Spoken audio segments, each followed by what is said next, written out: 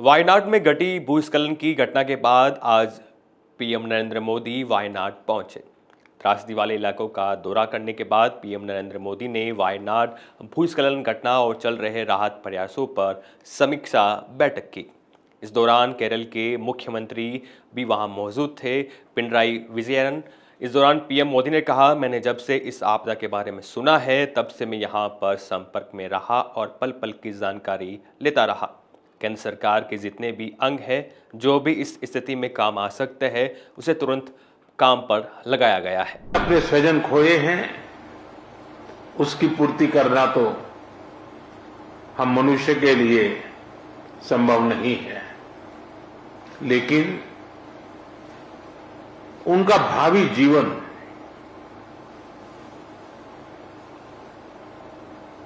उनके सपने चूर चूर न हो जाए, ये हम सबका सामूहिक दायित्व है। और भारत सरकार और देश इस संकट की घड़ी में यहां के पीड़ितों के साथ है। सरकार को जो कल मैंने हमारे इंटरनल मिनिस्टर्स की जो कोऑर्डिनेशन की टीम थी, उनको भी यहां भेजा था। वो कल माननीय मुख्यमंत्री जी से मिले थे, आपके अधिकारियों से मिले थे, और वे भी सारे चीजों को देख करके गए हैं। और जैसा माननीय मुख्यमंत्री जी ने मुझे बताया है कि वो एक पूरा डिटेल में मेमोरेंडम भेजेंगे, और मैं विश्वास दिलाता हूं इन परिजनों को भी कि वे अकेले नहीं हैं। इस दुख की घड़ी में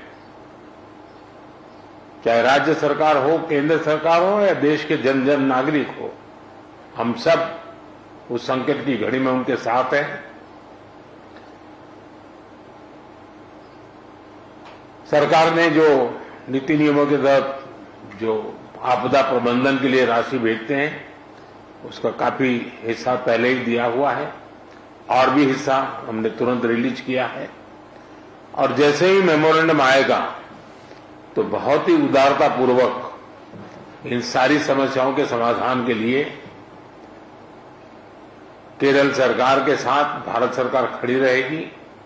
और मैं नहीं मानता हूं कि धन के अभाव में यहां कोई काम रुकेगा। जहां तक जानहानि हुई है, हमारे लिए इन परिजनों को फिर से एक बार, क्योंकि छोटे बच्चे हैं, परिवार में सब कुछ खो चुके हैं, इनके लिए एक लंबे समय की योजना हम लोगों को बनानी होगी। मैं आशा करता हूं कि राज्य सरकार उस पर भी विस्तार से करेगी, और उसमें भी जो कुछ भारत सरकार अपना हाथ बटा सकती है वो बटाएगी। लेकिन मैंने, जैसा अभी मुख्यमंत्री जी बता रहे हैं, मैंने एक ऐसी आपदा को बहुत निकट से देखा हुआ है, अनुभव किया हुआ है। 79 में, आज से 40-45 साल पहले की बात है, गुजरात में मोरबी में एक अर्थन डैम था, और भारी बारिश हुई और डैम पूरा नष्ट हो गया। और आप कल्पना करें, वो डैम बहुत बड़ा था, मच्छू, वो पूरा पानी, और मोरबी एक शहर है,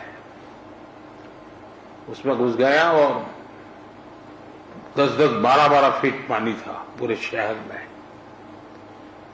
2500 से ज्यादा लोग उसमें मृत्यु हुई थी।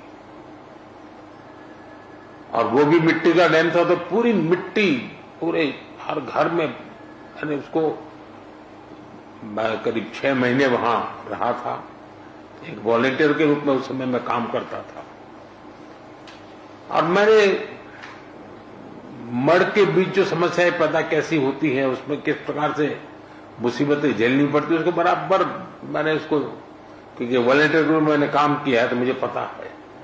तो मैं भी अंदाज कर सकता हूं कि जिस समय ये परिवार के परिवार मड़ में बह रहे होंगे, तब वो कितनी बड़ी कठिन परिस्थिति रही होगी। और उसमें भी जब कुछ लोग जान बचा करके निकले हैं, उनको देख करके लग रहा है कि ईश्वर ने कैसे उनकी कृपा की, उनको बचा लिया।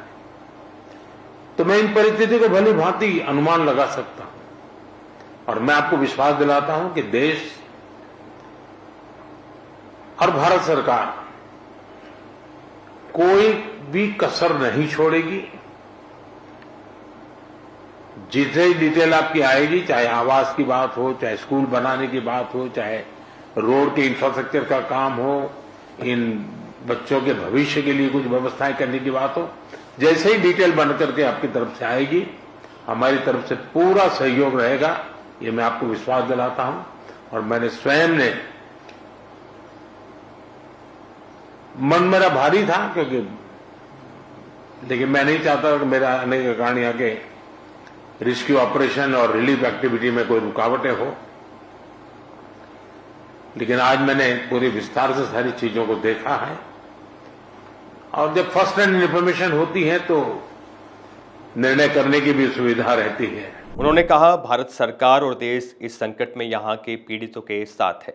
मैं विश्वास दिलाता हूँ कि सभी पीड़ितों और उनके परिवारों के साथ हम इस संकट में साथ खड़े हैं।